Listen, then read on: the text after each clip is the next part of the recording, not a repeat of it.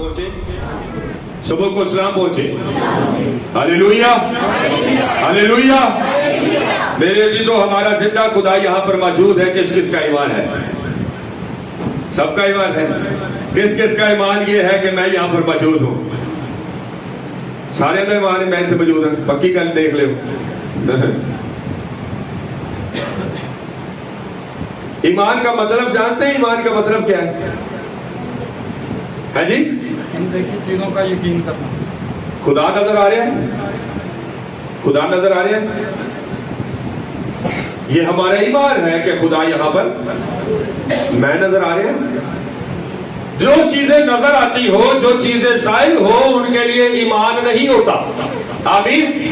Bible مقدس عبرانیوں کے اندر جب ہم پڑھتے ہیں اس کے 11ویں باب کے اندر, تو پتہ چلتا ہے کہ ایمان کی ڈیفینیشن یہ ہے, اندیکھی چیزوں کا یقین کرنا یا اندیکھی چیزوں کا ثبوت جو ہے وہ ایمان کہلاتا ہے. آمین. اب خداوند ہمیں نظر تو نہیں آتا, لیکن یہ ہمارا یقین اور ایمان ہے. آمین. وہ اندیکھا خدا ہے, وہ نظر نہیں آتا, لیکن یہ ہمارا ایمان ہے کہ وہ ہمارے درمیان موجود رہ کر ہماری زندگی میں بڑے بڑے کام کرتا ہے. آمین. اور جو شخص آپ کو نظر آ رہا ہو, جیسے میں آپ کو نظر آ رہا ہوں, تو یہ آپ سے اگر کوئی پوچھے جیسے میں نے پوچھا, تو اصل میں یہ ایمان نہیں ہے. آمین. سب بولے گا ہاللیلویا ہاللیلویا. آج کا میسج, آج کا عنوان بہت اہم ہونے جا رہا ہے ہماری زندگیوں کے اندر, کیونکہ میرے عزیزو, جب سے شاید ہم پیدا ہوتے ہیں اس وقت سے لے کے دعائیں ہم پر ہوتی ہے اور ہم کرواتے ہیں اور ہم کلام کو بھی سنتے رہتے ہیں. ابھی جب سے ہم بڑے ہوتے ہیں, بچپن سے بڑے ہونے تک, بوڑھے ہونے تک ہم خدا کے کلام کو سنتے اور سیکھتے اور سمجھتے رہتے ہیں. لیکن میرے عزیزو, اس کے باوجود ہماری زندگیاں ایک عام مسیحی کی جیسی ہوتی ہے. ہماری زندگی ایک اسٹرانگ کرسچن یا اسٹرانگ مسیحی کی جیسی نہیں ہوتی. ہماری زندگیاں اگر خدا کے مسا سے خالی ہیں, اگر خدا کی حضوری سے, انائٹنگ سے ہمارے گھر خالی ہیں, تو پھر ہمیں اور ایک عام شخص میں کوئی فرق نہیں ہے. خواہ وہ کسی بھی مذہب سے تعلق رکھتا ہو یا وہ کسی بھی کمیونٹی سے تعلق رکھتا ہو, ہم بالکل اس کی مانند ہے. ہم میں اور اس میں کوئی فرق نہیں ہوتا. آمین آمین. میرے عزیزو, آج ہم اسی تعلق سے سیکھنے جا رہے ہیں کہ بائبل کا خدا ہمیں کیا سکھاتا اور کیا بتاتا ہے. آئیے بائبل مقدس میں سے دیکھیں گے مرکز کی انجیل, مرکز رسول کی انجیل, اس کا 7واں باب اور اس کی 8ویں آیت سے مطالعہ کریں گے, اور ہم ساتھ ساتھ پڑھیں گے اور ساتھ ساتھ ہم سیکھتے چلے جائیں گے. جی. خداوند کے کلام میں یوں لکھا ہے, تم خدا کے حکم کو ترک کر کے آدمیوں کی روایت کو قائم رکھتے ہو. تم خدا کے حکم کو کیا کرتے ہو؟ تم خدا کے حکم کو کیا کرتے ہو؟ ترک کر کے کن کی روایات قائم کرتے ہو؟ آدمیوں کی روایات کیا کرتے ہو؟ پڑھیے بھائی.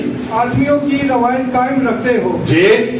اور اس نے ان سے کہا, جی, اپنی روایت کو ماننے کے لیے خدا کے حکم کو, اس نے یعنی خدا یسوع نے ان سے کہا کہ تم اپنی روایت کو قائم رکھنے کے لیے کیا کرتے ہو؟ خدا کے حکم کو بالکل رد کر دیتے, بالکل رد کر دیتے ہو, ترک کر دیتے ہو, تاکہ تم اپنی روایت کو کیا کر سکو؟ قائم کر سکو. میرے عزیزو, روایت کیا ہے؟ روایت وہ ہوتی ہے جو ہم اپنے آباء و اجداد سے سنتے آتے ہیں. آمین. روایات وہ ہوتی ہے جی ہمارے خاندان میں ایسے ہی چل رہا ہے, ہمارے خاندان میں یوں ہی ہو رہا ہے. فرض کریں جیسے کوئی ذات پات کی اگر بات کی جاتی ہے, کسی سے پوچھا جاتا ہے جی تو کون ہے, وہ کہ جی میں گیلا, میں کھوکر ہوں, میں فلانا, میں ٹھیکا, تو اس کو پتا کیسے چلتا ہے؟ پتا کیسے چلتا ہے؟ کیا جب وہ پیدا ہوتا ہے تو اس کے پیدا ہونے کے ساتھ چیٹ لگی ہوتی ہے, اے گیلے کھوکر, کیا خیال ہے؟ اس کو پتا کیسے لگتا ہے بھائی؟ اس کو کیسے پتا چلتا ہے؟ دسو. بہت مشکل سوال ہے. کو مکاشفہ کھولنا داخل, کیسے پتا چلتا اس کو؟ ہاں جی. اس کو اپنے ماں باپ سے, اپنے والدین سے, اپنے گھر والوں سے, بڑے بہن بھائیوں سے پتا چلتا ہے کہ ہماری جی ذات فلانی ہے. وہ ایک روایت ہے جو چلتی آ رہی ہے. اسی طرح سے جی ہمارے گھر کے اندر جب پہلا بچہ پیدا ہوتا ہے تو ہم یہ والا کام کرتے ہوتے تھے, تو آج بھی ہم نے یہ والا کام کرنا ہے. आमीन। हमने रवायात को अपने घरों के अंदर बनाया है। मेरे अजीजों, ये रवायात जो है ये आदम से शुरू हो जाती है। आदम के 2 बेटे हैं। आमीन। आदम के क्या है? आदम के 2 बेटे हैं, और आदम के जो 2 बेटे हैं उनको आदम ने कोई रवायात बताई है कि जब हमने अदन के अंदर गुनाह किया है तो अदन में गुनाह करने के बाइस खुदा ने जो है हमारे कपड़े बनाने के लिए, चमड़े की लुंगियां देने के लिए खुदा ने किसी जानवर को ज़बह किया है। आमीन।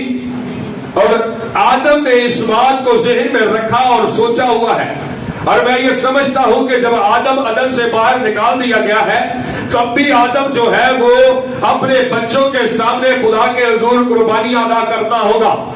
आमीन। खुदा के हुजूर कुर्बानियां लाता होगा, और उसके बच्चों ने ये अडॉप्ट किया है, उसके बच्चों ने ये सीखा है, और उसने अपने बच्चों को सिखाया और समझाया है कि कुर्बानी जो है वो खुदा के हुजूर देनी जरूरी है, कुर्बानी खुदा के हुजूर लानी जरूरी है, हदिया खुदा के हुजूर लाना जरूरी है।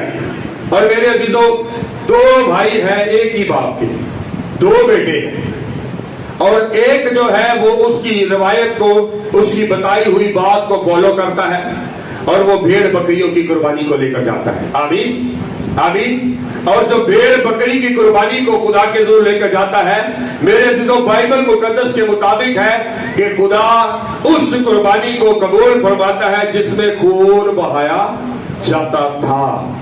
इसलिए उसने अपने इकलौते बेटे खुदावंद यीशु का खून भी बहाया। आमीन। मेरे अजीजों, बाइबल मुकद्दस ये बताती है कि आदम ने अपने बच्चों को रवायात सिखाई है, जो कुछ उन्होंने अदन के अंदर रहते हुए सीखा है खुदा की हजूरी में, उसने अपने बच्चों को भी सिखाया है। लेकिन मेरे अजीजों, जब हम रवायात को अदा करने जाते हैं तो बाज़ औक़ात रवायात गलत हो जाती है। आमीन। रवायात गलत हो जाती है। रवायात गलत क्यों हो जाती है? क्योंकि काइन की तरह हमारे अंदर फर्क होता है, हमारे अंदर फर्क होता है, जिसके बायस, जिसके सबब से हमारी वो रवायात भी रुक जाती है। लेकिन मेरे अजीजों, खुदा हमसे रवायात को पूरा करने का नहीं कहता, क्योंकि रवायात को पूरा करने के लिए उसने अपने इकलौते बेटे खुदावंद यीशु मसीह की कुर्बानी सलीब पर दे दी है, और रवायात से हमें आजाद कर दिया है। और रवायात क्या थी? अपने गुनाहों की बकरी सीधी लेके आ गए, बकरे, बैठे, छतरे ले आओ, कुर्बान करो। आमीन। आमीन। ये रवायात से खुदा ने हमें आजाद किया है मेरे अजीजों। लेकिन बात यह है कि आज अगर हम अपनी जिंदगियों के अंदर रवायात को बनाए बैठे हुए हैं, खानदानी सिलसिलों के अंदर रवायात को बनाए हुए बैठे हैं, तो मेरे अजीजों, हम बहुत सी रवायात को पूरा करने के लिए हम क्या करते हैं कि खुदा के हुक्मों को भी तर्क कर देते हैं। खुदा के हुक्मों को क्या कर देते हैं? तर्क कर देते हैं। बाज़ औक़ात बाइबल मुकद्दस बहुत सारे हुक्म हमें दे रही होती है, लेकिन उन हुक्मों को हम तर्क कर रहे होते हैं, उन हुक्मों को तोड़ने जा रहे होते हैं। लेकिन हम ये सोच रहे होते हैं कि हम तो दुरुस्त खुदा की हुजूरी में चल रहे हैं, हम तो ठीक खुदा की हुजूरी में चल रहे हैं। आमीन। आमीन। मेरे अजीजों, बहुत सारी जगहों पर, बहुत सारे घरों के अंदर इन रवायात को जो है वो लेकर चला जा रहा है, और ये रवायात ऐसी है जिनके बारे में बहुत सारे लोगों को मालूम भी नहीं होता कि हम ये रवायात क्यों कर रहे हैं, हम ये काम अपनी जिंदगियों में क्यों कर रहे हैं। मेरे अजीजों, बाइबल मुकद्दस में लिखा है कि जब कोई शख्स अपने बुजुर्गों की बताई हुई बात को मानता है और खुदा के हुक्म को तर्क करता है, क्या ख्याल है, जो खुदा के हुक्म को तर्क करेगा, क्या वो खुदा के हुजूर मकबूल ठहरेगा? क्या वो खुदा के हुजूर मुबारक ठहरेगा? क्या वो खुदा के हुजूर से तरक्की पाएगा? क्या वो खुदा के हुजूर से सरफराजी पाएगा? नहीं मेरे अजीजों, बल्कि जो खुदा के हुक्मों को तर्क करता है, मेरे अजीजों, बनी इस्राएल कौम ने खुदा के हुक्म को तर्क किया है। पहले इब्राहिम ने खुदा के हुक्म को तर्क किया। खुदा ने कहा कि कुर्बानी बना, मज़बा बना, और सुबह से लेकर शाम तक वो जानवरों को हंगाता रहा। शाम को उसको नींद आ गई और जंगली दरिंदों और जानवरों ने उसके ऊपर झपटे और रपाक किया। लिखा है कि इसके सबब से, इस हुक्म को तोड़ने के सबब से, इस हुक्म के पूरे ना होने के सबब से उसकी औलाद 400 साल तक गुलामी में रही। मेरे अजीजों, उसके बाद وہ جو 40 دن کا سفر تھا، بنی اسرائیل قوم کو بار بار خدا حکم دیتا تھا کہ تم میرے حضور ایسے چلنا، تم میرے حضور اس بات کو ماننا، تم میرے حضور اس طرح سے چلنا، میرے حضور اس طرح سے حکموں پر عمل کرنا۔ میرے عزیزوں کو حکم دیتا تھا اور وہ حکموں کو کیا کر دیتے تھے؟ کیا کر دیتے تھے؟ حکموں کو کیا کرتے تھے؟ حکموں کو ترک کر دیتے تھے۔ اور جب وہ حکموں کو ترک کر دیتے تھے تو یاد رکھیے میرے عزیزوں، جب کوئی حکموں کو ترک کر دیتا ہے تو 40 دن کا سفر، 40 دن کا راستہ 40 سال بن جاتا ہے۔ آمین۔ میرے عزیزوں، آج بعض اوقات ہم اپنی لائف کے اندر کچھ پانے کی، کچھ حاصل کرنے کی کوشش کر رہے ہوتے ہیں، قدم کر رہے ہوتے ہیں، جدوجہد کر رہے ہوتے ہیں کہ ہمیں یہ چیز مل جائے، ہمیں یہ چیز حاصل ہو جائے، ہماری زندگی کے اندر، ہمارے گھر کے اندر خوشحالی آ جائے، آسودگی آ جائے، برکتیں آ جائے، لیکن نہیں آ رہی ہوتی۔ لیکن اس کا یہ مطلب نہیں کہ خدا آپ کو دینا نہیں چاہتا۔ وہ تو بائبل مقدس میں کہتا ہے مجھ سے مانگ تو میں زمین کے انتہائی حصے تیری میراث کے لیے دے دوں گا۔ بائبل مقدس میں لکھا ہے کہ جو کوئی اس سے مانگتا ہے وہ اس کو مہیا کرتا ہے۔ آمین۔ دروازہ کھٹکھٹانے والے کے لیے وہ دروازے کو کھول دیتا ہے، ڈھونڈنے والے کو ملتا ہے، ہاللیلویا، اور مانگنے والے کو وہ دے دیتا ہے، وہ پا لیتا ہے۔ میرے عزیزوں، یہ خدا جو ہمیں ہر ایک بخشش اور برکت سے نوازنا چاہتا ہے تو پھر کیا وجہ آ جاتی ہے، کیا سبب آ جاتا ہے؟ بعض اوقات ہم اپنے ذہن اور سوچ کے حال میں سمجھتے ہیں کہ یہ برکت، یہ بلیسنگ جو ہے نا، یہ کام میری زندگی میں 10 سال کے بعد شاید ہو جائے، یا بعض اوقات ہم سوچتے ہیں کہ یہ 1 سال میں میرا ٹارگٹ ہے، مجھے اس ٹارگٹ کو کیا کرنا ہے، کمپلیٹ کرنا ہے یا پورا کرنا ہے۔ اپنی لائف کے اندر کسی بھی چیز کو ہم ذہن میں رکھ لیتے ہیں کہ مجھے یہ چیز لینی ہے، مجھے یہ چیز خریدنی ہے، مجھے یہ چیز جو ہے وہ اپنی زندگی میں رسیو کرنی ہے۔ لیکن میرے عزیزوں، وہ ٹائم ڈیوریشن جو ہمارا 6 مہینے یا سال کا ہوتا ہے، خدا بھی چاہ رہا ہوتا ہے کہ وہ 6 مہینے یا سال میں آپ کو دے دے، لیکن وہ 6 مہینے اور سال کا ٹائم آگے چلے جاتا ہے جب ہم بیچ کے راستے میں خدا کے حکموں کو توڑ رہے ہوتے ہیں۔ ہم خدا کے حکموں کو توڑ رہے ہوتے ہیں۔ ہم خدا کے حکموں کو کیسے توڑ رہے ہیں؟